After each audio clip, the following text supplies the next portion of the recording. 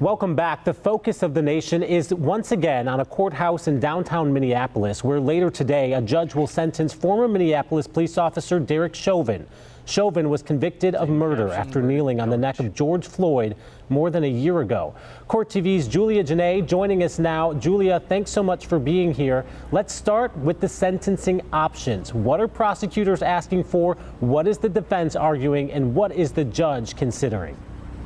The judge has a wide range of discretion in this case. The prosecutors have demanded 30 years as a punishment for Derek Chauvin, but his team has asked this court for probation and time served. So even though he's an inmate right now, he would be released if the judge went with what the defense is asking for. But the range in this case could go all the way up to 40 years, the maximum allowed under Minnesota law, which is something the family of George Floyd has demanded in this case. But ultimately, all of this will be up to Judge Peter Cahill.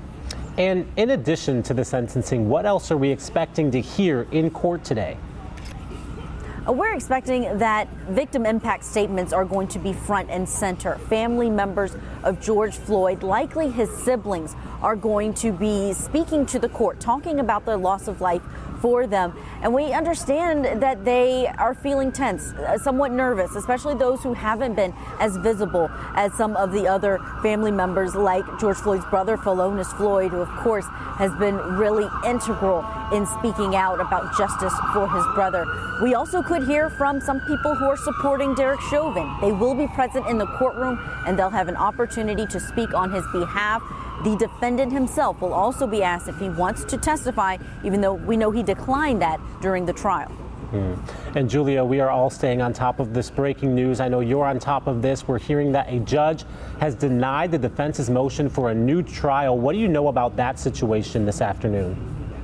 This was a factor that really was looming in the background of this sentencing hearing. The defense last month filed a request for a new trial, saying that the judge during the trial abused his discretion, that he didn't allow them to move this case out of Minneapolis to a different jury, that he didn't sequester this jury and keep them protected from a lot of the publicity that was going on.